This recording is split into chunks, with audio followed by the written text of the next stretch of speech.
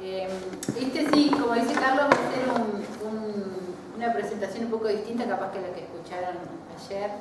Ustedes estuvieron en la mañana sobre todo, eran como más disciplinares. Yo pertenezco a un grupo justamente que es interdisciplinario.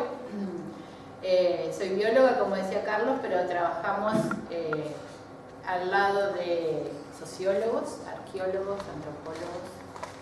Daniel de Álava, que es un oceanógrafo, pero bueno,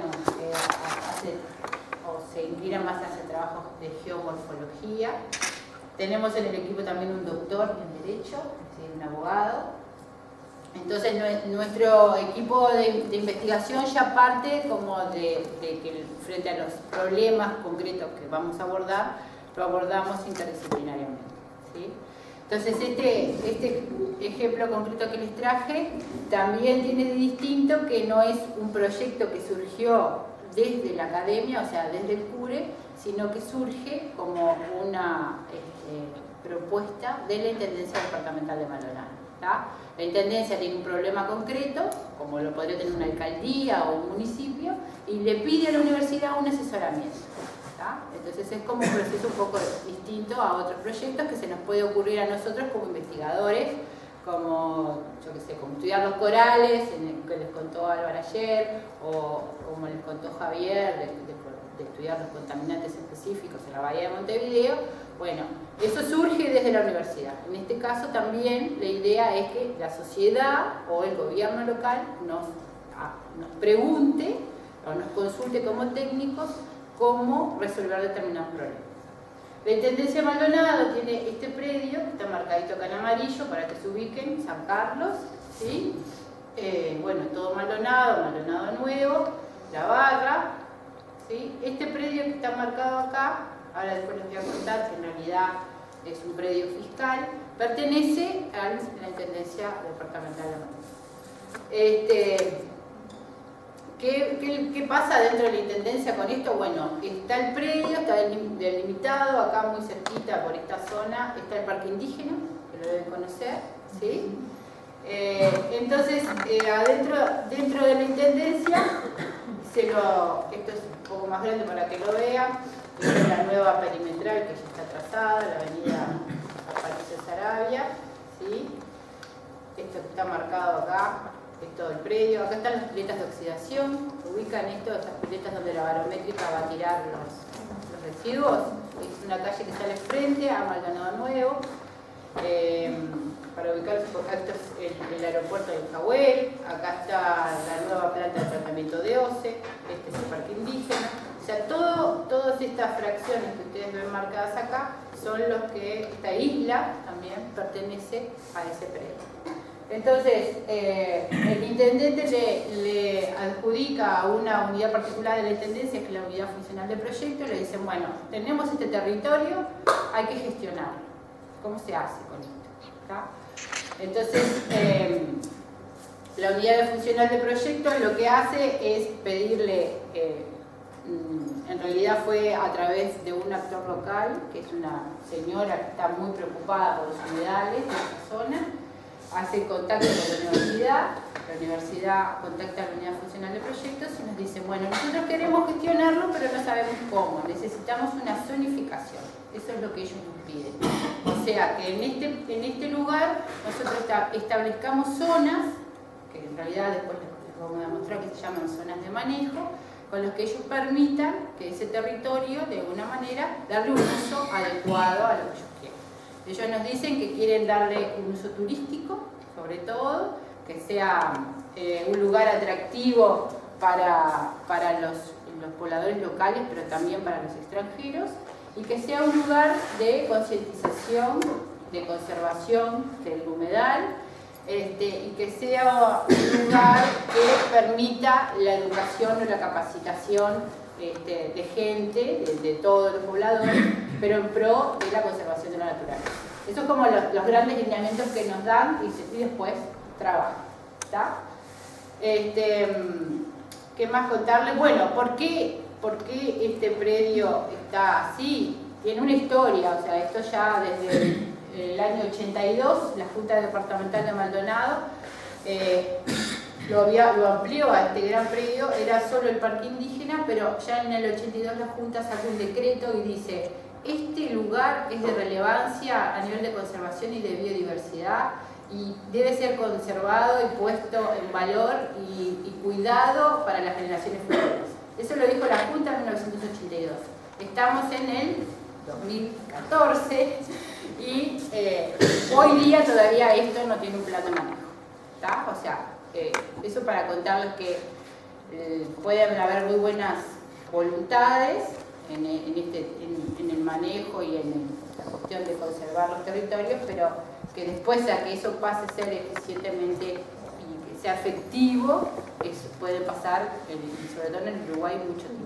Y eso hace a la gestión, hace a la vinculación con el gobierno, y bueno, un poco contarles eso. ¿Por qué es importante? Bueno, esto representa algo así como 800 hectáreas y es 1/3 de todo el humedal que hay alrededor de las costas del arroyo Maldonado. Si ustedes más o menos lo calculan, es una 1/3 parte de toda esta. Entonces, al principio, o lo mejor, o yo hace 20 años cuando me recibí de bióloga hubiera querido que esta zona de protección fuera todo el humedal. Hoy en día sé que por intereses políticos y económicos eso es cada vez menos probable que suceda.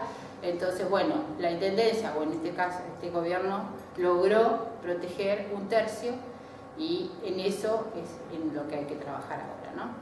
¿Por qué proteger los humedales? Ustedes deben saber, de las clases de biología, los servicios ecosistémicos que este tipo de ecosistemas aportan, ¿no? El humedal del arroyo Maldonado es uno de los más extensos que tenemos en el país. Tiene una gran biodiversidad de aves, alberga más del 50% de todas las aves que hay registradas para el territorio uruguayo. Muchas de esas son aves migratorias que el único, o la parada obligatoria que tienen es el humedal, ¿sí? Además de eso, bueno, los distintos servicios que brinda, como atenuar los impactos de las inundaciones, evitar la erosión de la margen de los cuerpos de agua, que constituyen una fuente de agua. Además de eso, tiene uno de los cangrejales más extensos del país, asociados a una vegetación particular que es de marisma, ¿sí? Más o menos esos términos. Son justamente, es un tipo de vegetación que está, y de fauna que está acostumbrada, está adaptada a esa variación de salinidad muy grande que tiene por desembocar el arroyo directamente al mar. Eso da particularidades a nivel del sedimento y justamente a nivel de las adaptaciones que tiene la flora y la fauna para ese lugar. Con respecto a los cangrejales, lo que les decía, que bueno, los cangrejos, en ese caso, hay 3 especies fundamentales, 2 mucho más conocidas por ustedes, forman grandes extensiones, son cangrejos, después les voy a mostrar más en detalle. Hay 2 especies, uno es el cangrejo cavador, que se llama Neohélice granulata, ustedes lo deben haber encontrado con el nombre capaz más viejo, lo pueden ver, que es Casmagnathus granulata. Y el otro, que es bastante más carismático, es el cangrejo violinista, que se caracteriza por el macho tener una pinza de mucho mayor tamaño que la otra, y que utiliza en el cortejo frente a la hembra con movimientos. Entonces ahí el nombre violinista. Esas 2 especies de cangrejos, sobre todo que es el que están viendo acá, son cavadores, es decir, que hacen cuevas. Las cuevas, cuando están en gran densidad poblacional, los bichos actúan como trampas de materia orgánica, ¿sí? Parte de todo esto que se está degradando, de los detritos, se acumulan en esas cuevas y generan también a nivel del sedimento unas características particulares. Entonces están como en la base de esa cadena trófica, de ese ecosistema, porque además son alimento de esas aves que yo les cuento. Muchas de esas aves, el alimento principal son los cangrejos. ¿Cómo trabajamos entonces? Eso para contarles cuál era el lugar y que la Intendencia nos dijo, es este, ¿no? No era como salir, era diferente en ese sentido, no es que nosotros salimos al territorio y dijimos, bueno, vamos a trabajar en este tramo del arroyo porque nos interesa, porque científicamente vemos determinadas características. No, era ese el lugar. Entonces nosotros le propusimos en la Intendencia trabajar desde el manejo costero integrado, que es esto que yo les contaba al principio, es generar un plan de manejo. ¿Qué es un plan de manejo? Para hacerlo bien fácil, es un documento escrito que dice, usted en este lugar puede hacer esto y esto y esto, no puede hacer esto y esto, ¿sí? Es darle un orden, es un documento que le da un orden de uso a ese territorio, ¿tá? Que por supuesto tiene que ser emitido por un gobierno, por un órgano competente, que en este caso tendría que ser la Junta de Departamento. Entonces, para nosotros elaborar ese documento no lo hacemos de cualquier manera, lo hacemos desde la academia, lo hacemos con un grupo interdisciplinario, pero lo hacemos también con lo que llamamos un trabajo participativo. Es decir, consultamos a la gente, a los que viven de uno y de otro lado del humedal, y tratamos de que participen en todo esto. Desde el diagnóstico, que sería como la primera parte, la primera etapa, es decir, bueno, queremos hacer un plan de manejo para este lugar, pero primero tenemos que saber en qué condiciones estamos, cómo están los cangrejales, cómo están las aves, qué uso se le dio a ese territorio, porque no es que ese territorio esté cercado, ustedes saben que ahí la gente hace cosas. Ahora yo les voy a mostrar algunas de las cosas que pasan ahí adentro. Y eso tiene que poder coordinarse de forma de tratar que esos usos, ¿sí? Que a veces se solapan en el territorio, traten de coordinar para que todas las personas lo puedan utilizar de la mejor manera posible. Entonces, nosotros, la Intendencia nos dio un plazo y nos dio un dinero determinado. Teníamos que ver qué podíamos hacer en ese tiempo para hacer un diagnóstico que nos sirviera para después armar un plan de manejo. Entonces le dijimos que íbamos a ver la parte biológica ecológica, porque nunca antes se habían estudiado los cangrejales en este lugar, en el Uruguay, en ese lugar particular, nunca nadie había puesto foco científico sobre ellos. Íbamos a ver el patrimonio cultural y en especial el patrimonio arqueológico, porque hay vestigios de los indígenas que habitaron este lugar que no están estudiados. Dijimos que íbamos a ver los actores que están involucrados. Cuando digo actores me refiero a eso, a la gente, a los vecinos, a cómo se relaciona Maldonado Nuevo, a la gente que vive en el Kennedy, la gente que vive en el Tesoro y en la Barra, cómo ven ese lugar. Nadie, no se sabe, nadie lo había preguntado. Y que otro aspecto importante era saber, bueno, ese predio jurídicamente, a nivel legal, ¿qué estatus tenía? Porque si no es público, si es público tiene determinados usos, si no lo es, si es fiscal, como no es el caso, tiene otros. Entonces eso a nivel legal también tiene que poder subsanarse para que nosotros podamos cuidar o conservar los recursos naturales que hay ahí adentro. Luego que uno hace este diagnóstico en esta metodología que nosotros usamos, pasamos a la planificación. ¿Qué es la planificación? Escribir ese plan, ¿sí? Luego que ese plan está escrito, hay que adoptarlo e implementarlo, es decir, llevarlo a la práctica. ¿Quién lo lleva a la práctica? No la academia, no la universidad, la lleva a la práctica el gobierno.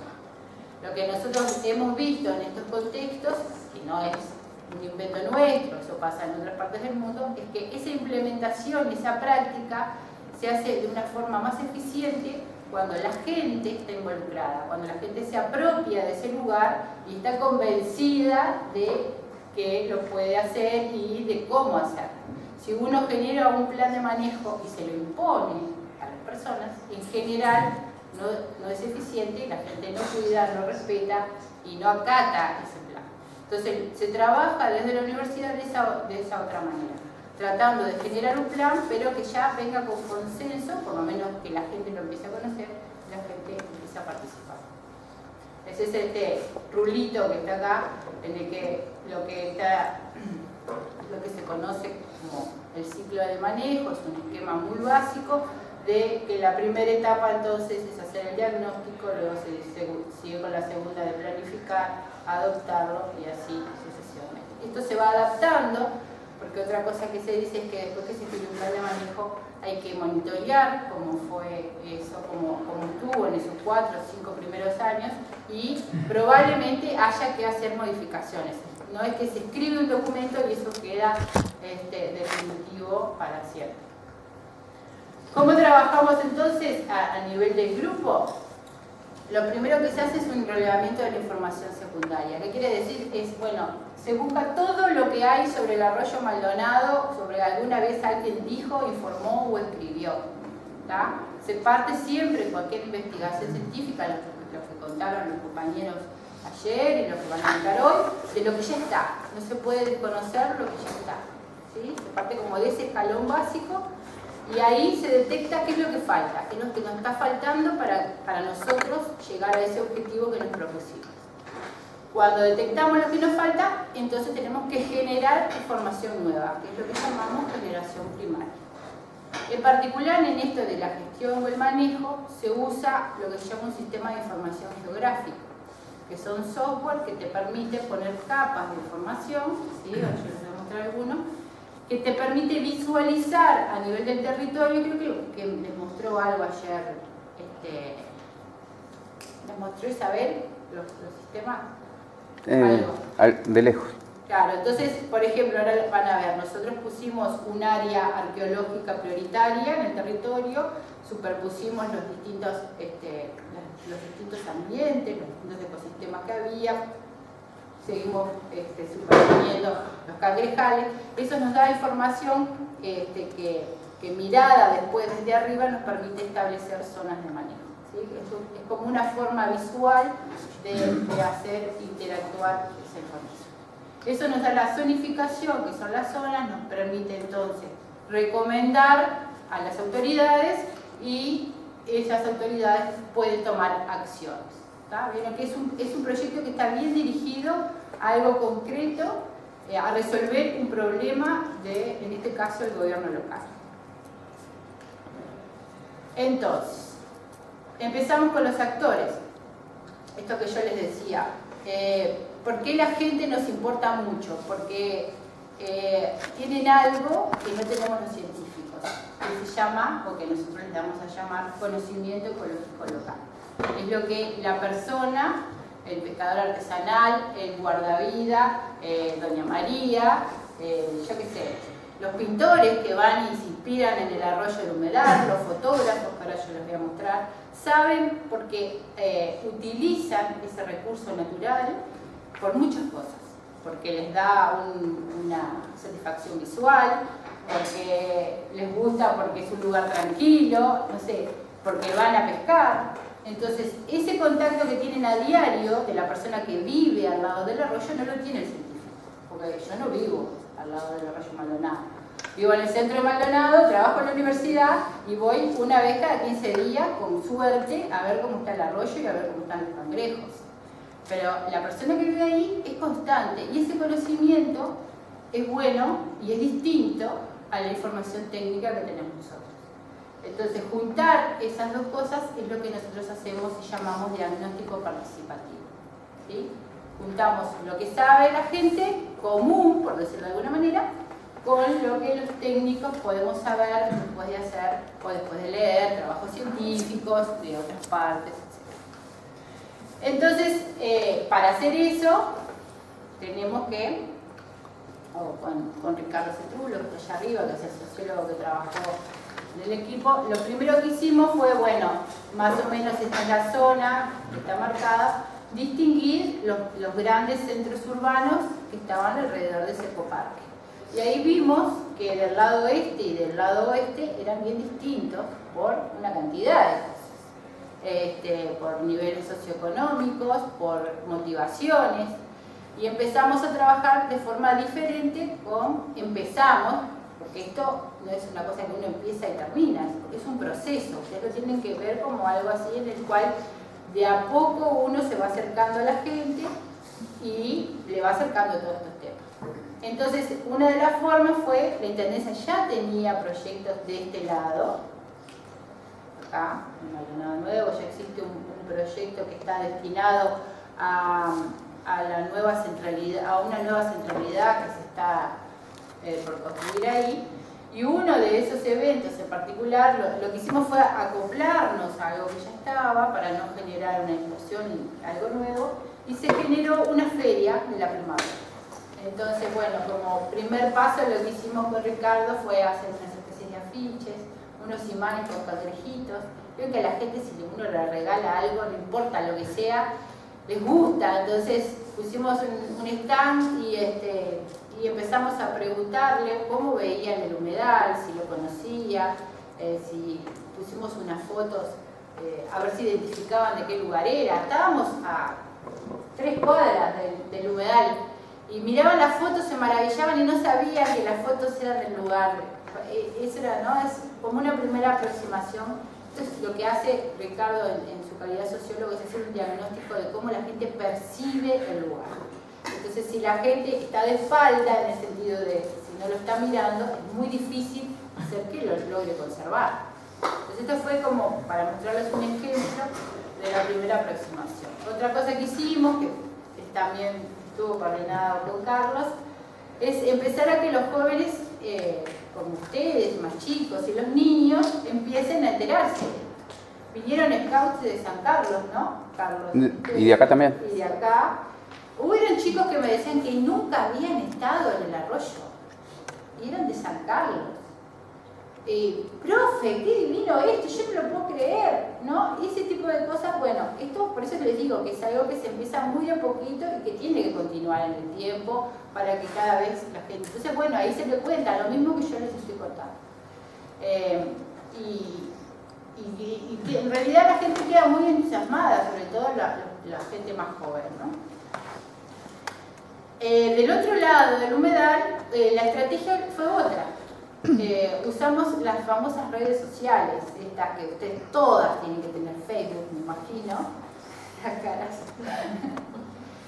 ¿Y por qué? Bueno, porque también tienen otras características la población que vive del otro lado. Ya había 2 páginas que yo buscando encontré, una es la de Aves y Jardines de Punta del Este y la otra, ya había una página que era Arroyo Maldonado.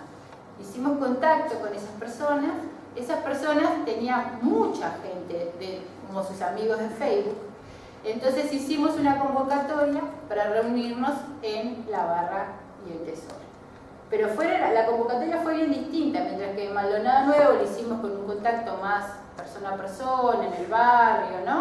Acá fue a través de las redes sociales. Y esto trajo mucho más gente que de la otra manera, ¿sí? Otro tipo de personas. Comerciantes, personas que, bueno, de ese lado de la barra tienen inmobiliarias, otro tipo de emprendimientos, gente con otro poder adquisitivo, pero sí preocupados por ese lugar, porque es un lugar, eligieron vivir ahí y lo quieren conservar, ¿sí? Ahí hicimos, bueno, esto nos trajo una cantidad de lo que nosotros llamamos actores calificados. Hay un compañero que habla. Están conociendo a las ¿Ah, personas. sí? A ver. Agustín Zampayo. Bueno, el padre, Raúl Zampayo, es uno de los actores que más ha aportado a este proyecto. Raúl es escultor, y en realidad esto que es de él, todas estas fotos son de él, estuvo varias veces sentado charlando con nosotros, porque le preocupa desde siempre. Y bueno, y ahora Agustín y Tania también están en eso metidos, y el padre lo lleva y están. Y bueno, y eso es lo que es conocimiento ecológico local, ¿tá? O sea, él en su profesión es escultor, pero usa mucho la naturaleza para inspirarse. Y parte de su preocupación es justamente que esto se preserve y que esto siga. A través de él conocimos varios fotógrafos. El que sacó esta fotografía es él, que se llama Gonzalo Milacet. Y Gonzalo tiene una compañera que saca fotos, y Alejandra tenía 2 fotógrafos, Álvaro, y así fuimos generando un grupo de gente que empezó a salir al campo con nosotros. En realidad, su motivación era la fotografía, no sabían ni de cangrejos, las aves son mucho más carismáticas, entonces se generó general fotografiamos más eso, pero bueno, terminaron conmigo y van a terminar sacándole fotos a los cangrejos sin duda y allá nos llevamos. Entonces a partir de eso, y viendo el peso que tenían estas redes sociales, creamos una página de Facebook que se llama Ecoparque Humedal Maldonado, donde están todos, donde está Raúl, Tania, Agustín y todos los zampallos que están ahí. ¿Y qué hago?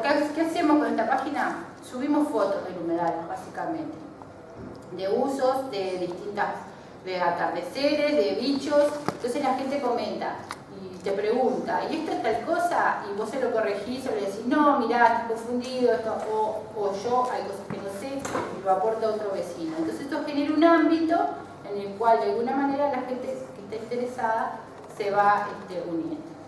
A partir de todas esas cosas generamos lo que llamamos sociograma, que es ver cómo están todos estos actores vinculados y las instituciones y cómo se relacionan, si tienen relaciones más fuertes, que son las líneas más llenas, o si tienen relaciones que están todavía menos establecidas y que sería necesario fortalecer.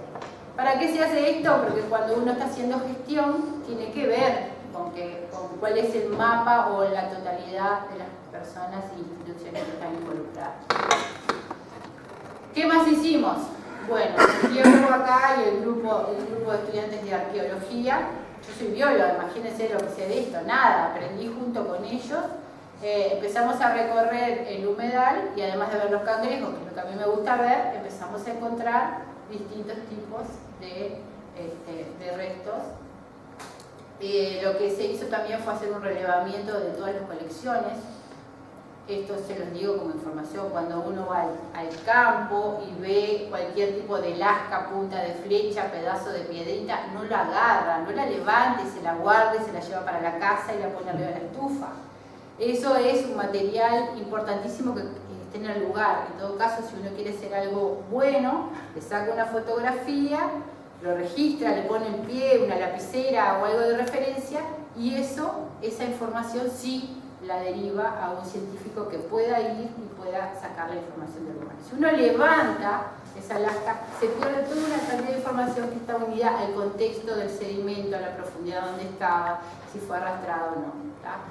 Lo que está pasando, lo que pasó mucho tiempo, van las escuelas y los liceos al parque indígena y todos salen con cantidad de cosas que juntaron y eso va generando que seguimos perdiendo patrimonio cultural. Es importante ponerlo en valor, darle el valor que tiene, pero en el lugar que corresponde. Bueno, con respecto a esto, Marcela Caporale, que es arqueóloga que trabajó con nosotros, lo que uno después encuentra, imagínense, yo encuentro esto en el campo y yo no sé qué es una punta de nada, un rompecabezas, un pulidor, un percutor, nada, pero bueno, como tienen determinados filos y están cortados, uno puede distinguir que no son naturales esos cortes y ahí ella lo que empieza a hacer entonces es comparar con colecciones que ya existen acá de coleccionistas.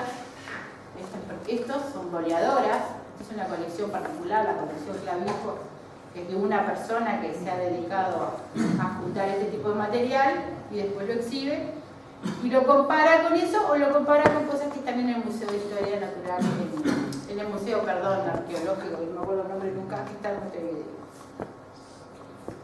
MAPI. ¿Cómo es? Museo de Arte Precolombino e Indígena, ¿no? No, pero hay otro más.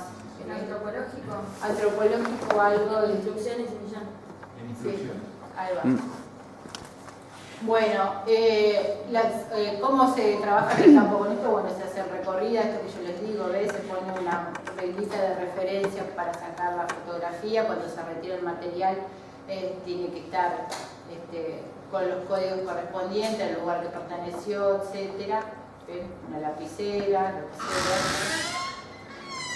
acá hay muestras, esta es Marcela con los estudiantes, muestras de cómo aparecen en el terreno esas casquitas. Bueno, después que Marcela hizo como esa cuestión primaria, entonces esa es como la información básica arqueológica, se pasa a un mapa. ¿Sí? Lo que se hace es lo que se sigue, lo que se llama una paleoduna, que es el lugar donde prehistóricamente habrían estado asentadas estas tribus, y entonces se marca a nivel del territorio cuál es el área donde prioritariamente habría este tipo de artefactos, o que sería de interés, en realidad se llama prioritaria de interés arqueológico, porque ahí hay una mayor probabilidad de que encontremos esto. Es un área muy grande porque para tener mayor certeza hay que hacer una prospección, que vieron, lo deben haber visto en las películas como hacen los arqueólogos. Ponen todas unas cuerditas, hacen unos pozos, van sacando, bueno, eso no se hizo todavía en el ecoparque, y probablemente se haga en alguna zona muy restringida, pero para hacer eso necesitábamos 2 años de trabajo, y la intendencia quiere una respuesta en 6 meses.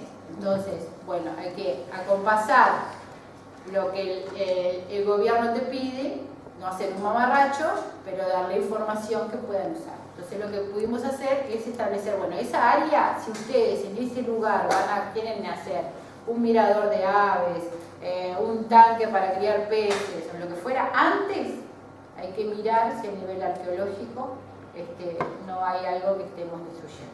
Eso es lo que quiere decir esa área. Otras cuestiones patrimoniales que aparecen es el barco, que ustedes lo deben conocer. Esto tiene una historia muy rica, que también los zampallos ayudaron en eso. Es la goleta Muriel, que está instalada ahí cerca de la protectora de animales. Un poco la idea que nosotros rescatamos con esto es poderla trasladar al ecoparque, que sea utilizada justamente, restaurada como corresponde por los técnicos que saben de esto, y dejarla en exhibición con la historia correspondiente, cómo se originó, cómo llegó acá, por qué está ahí. Esas son cosas que forman parte del patrimonio cultural que tienen que ser puestas en cuenta. Yo no sé cuánto hablé ya. Bueno, para que paso más rápido. ¿Qué pasa dentro del ecoparque? Hay pastoreo. Hay vacas, hay caballos, hay ponis. Hay muchos ponis, es gracioso porque está llena de ponis, que son los que se usan después para pasear en el Jahuel. ¿Por qué? Porque este lugar, cuando el gobierno lo cercó, no lo cercó para cuidar el humedal, como yo les decía, eso recién apareció en el 82. Era un lugar de pastoreo de la ciudad de Maldonado, donde la gente llevaba a pastorear. Entonces es un uso histórico, se le llama, que tenemos que tratar de compatibilizarlo hoy, porque la gente dice, si siempre se usó para eso, es lo primero que te dicen, esto siempre hubo caballos y vacas acá, ¿cómo lo vas a cambiar ahora? Justamente lo que pasa es que el uso del caballo y la vaca, el pastoreo comiendo los pastitos, genera un tapiz y un paisaje que es muy distinto que si hubiera caballos y vacas, ustedes saben. O sea que tampoco es tan fácil como ahora venir y sacar los caballos y las vacas, porque esto se transforma en otra cosa. Y porque la gente está acostumbrada a que esto tenga otro uso. Entonces, eso es parte también de lo que hacemos nosotros. Los vertidos de escombros y basura, los humedales, históricamente no sirven para nada para el común de la gente. Son lugares anegados que mejor que le eches escombro y todo y lo rellenes y le construyes arriba, porque si no, en realidad es un lugar que no tiene una importancia. La importancia ecológica está apareciendo en los últimos 20, 25 años, sino antes eran lugares desperdiciados que el ser humano trataba de supuestamente usar de una forma productiva. Entonces, esta es otra de las cosas que hay que no pase más. La Intendencia ya ha puesto restricciones al respecto, pero hay particulares que lo siguen haciendo. Porque si volvemos rápidamente a esto, acá, por ejemplo, ustedes ven que el humedal es todo esto. No termina la línea que está el ecoparque. Y todo esto es de privados. De ese otro lado, los dueños pueden hacer lo que quieren con su terreno. Entonces, el señor de acá, que vive acá, por ejemplo, rellenó 7 metros para construir su casa arriba. Por supuesto, tiene una vista impresionante, pero el señor está afectando todo el humedal. Entonces, parte de las recomendaciones de usos que nosotros damos es que no puede ser visto el ecoparque como algo que termina ahí en la línea del padrón, sino que hay que tener una visión de todo el ecosistema. Otras cosas que hay, cuando uno entra por el parque indígena, hay unas piletas, y esas piletas se creían que eran piletas para acuicultura. Son como excavaciones, ¿no?, en el terreno, que están muy marcadas. Tenemos unas fotografías del 42 que ya aparecen, o sea que hace mucho que se hicieron, y se pensaba que habían sido para criar peces. Nunca no encontramos ningún registro escrito ni nadie que nos pudiera decir que esas piletas habían sido usadas para piscicultura. Pero Raúl Zampayo, de vuelta, nos contó que en realidad habían sido creadas para extraer sal, como piletas salinas. Se usa mucho en la costa sur española, por ejemplo, y nunca se usaron aparentemente. Lo que sí a nosotros nos da una muestra de la resiliencia, o sea, de la capacidad de adaptación que tiene ese territorio. Yo les digo que esto ya en el 42 aparecen y están con una imagen satelital como esta, siguen marcadas en el terreno. O sea que la capacidad de restauración del ecosistema no ha sido mucha, ¿no? O sea, para que las vean de otro ángulo. Bueno, las piletas de oxidación, estas están acá. Esto es Maldonado Nuevo, ¿sí? Acá hay canchas de fútbol, que lo deben haber visto. Esta es la callecita, que ahora es un basural, porque ahí uno encuentra desde computadoras hasta sillones tirados y todo lo que. Esa es la calle que entra a la barométrica y descarga en esas piletas. Esto está en el borde de la humedad. O sea, esto filtra, obviamente, todo hacia el mismo arroyo que después llega a la barra, que llega a nosotros. ¿Sí? Una pista de motos. Esto lo descubrieron estos fotógrafos, yo no tenía ni idea, yo no conocía. Y dije, Estela, mirá que acá, cuando yo miro en el Google, me dijo uno, y nosotros vamos hasta ahí. Les encantó porque se sentían, yo les digo que son CSI Maldonado, porque van, claro, y sacan fotos. Yo lo que les gusta es sacar fotos. Y a mí me sirve porque hacen una cantidad de registro de cosas que es imposible estar en todos lados. Bueno, este es otro de los usos que ya se parece, hace como 1 año y medio, ya se dejó de utilizar. Hay un mirador de aves, que la gente no cuida, que hay de todo tipo de cosas adentro del mirador, no les puedo explicar, que le arrancan las tablas. Bueno, todo eso son cosas que hay que ir mejorando. También se estudia, esto es lo que yo les decía, ¿vieron? Esto es a ver si ubican, esto es la desembocadura del arroyo Maldonado, esto era como era en el 43, miren las dunas, todo esto era arena, era el sistema lunar, y miren cómo es ahora. ¿Está? Todo acá no había nada, algunas, ¿sí? La forestación y la urbanización hizo cambiar ese sistema dunar. Y al cambiar la arena esta se empezó a perder porque se empieza a rigidizar la costa y ese intercambio de arena que hay entre la arena del mar y la terrestre deja de suceder, ¿sí? Y bueno, con todas las construcciones, la forestación, cambió drásticamente el paisaje. Bueno, todo eso también se estudia, se empieza a mapear los distintos unidades ambientales, se le llama. Esto que está acá, ese listito, era la que yo les decía, la zona arqueológica. Después se empieza a mapear las diferentes, el marisma, la planicie de inundación, la pradera, ¿sí? Pero que exceden, obviamente, porque no termina en el límite. La vegetación sigue, independientemente que esté el padrón o no.